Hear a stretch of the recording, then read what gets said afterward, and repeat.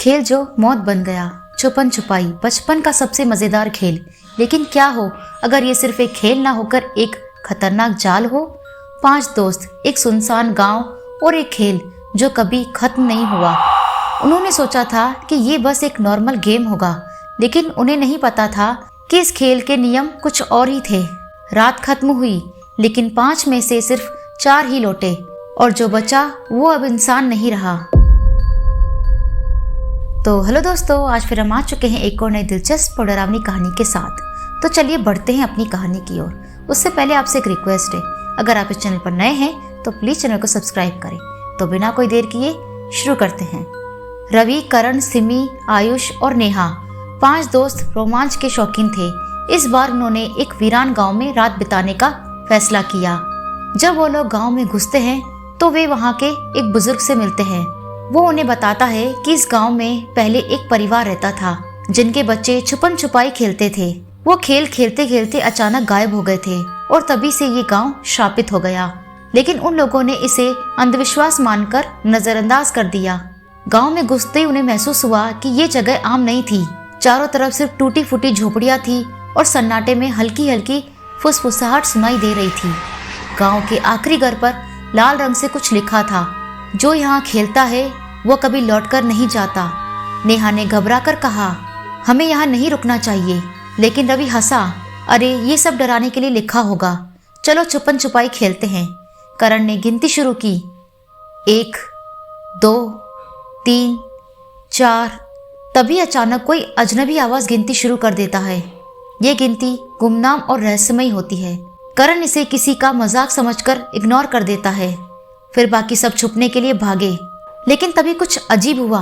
जैसे ही करण ने गिनती खत्म की और आंखें खोली, उसने देखा कि वहां 5 नहीं बल्कि 6 परछाइयां थी। लेकिन हम तो सिर्फ 5 ही हैं, फिर ये छठा कौन है?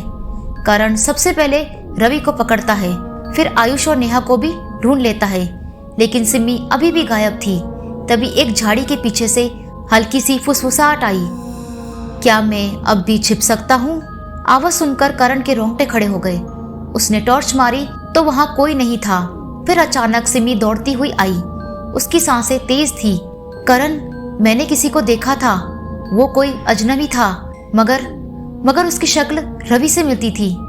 सबका खून जम गया। रवि तो यहाँ है, फिर वो कौन था? तभी रवि चिल्लाया, रुको, आयुष कहाँ गया? सबने इधर उधर देखा, लेकिन आयुष गायब था। आयुष को ढूंढते ढूंढते वे गांव के पुराने कुएं तक पहुंचे। कुएं की दीवारों पर अजीब सी खरोंचों के निशान थे, जैसे किसी ने वहां से बाहर निकलने की कोशिश की हो। तभी कुएं के अंदर से एक गहरी डरावनी आवाज आई, खेल अभी खत्म नहीं हुआ।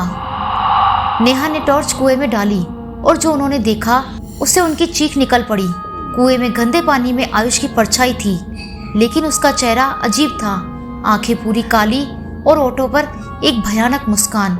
फिर पानी में से एक हाथ उठा और हवा में एक अजीब सा चिन्ह बना दिया।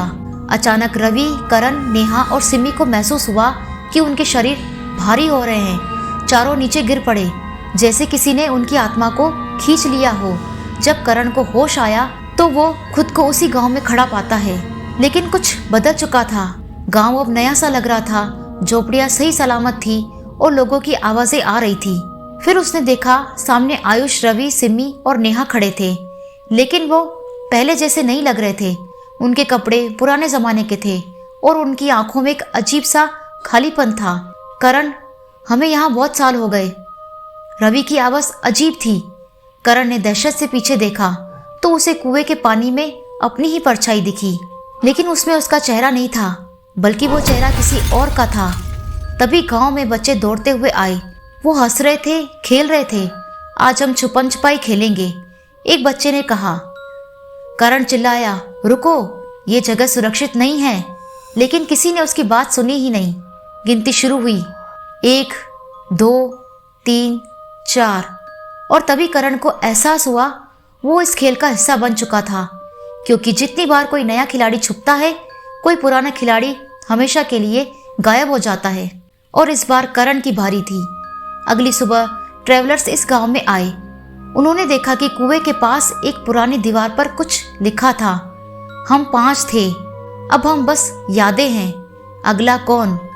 और तभी हवा में एक हल्की फुसफुसाहट गूंजी, अब तुम्हारी बारी है छुपने की। अगर तुम कभी छुपन छुपाई खेलो तो ध्यान रखना, खेल में हमेशा उतने ही खिलाड़ी हो जितने शुरुआत में थे।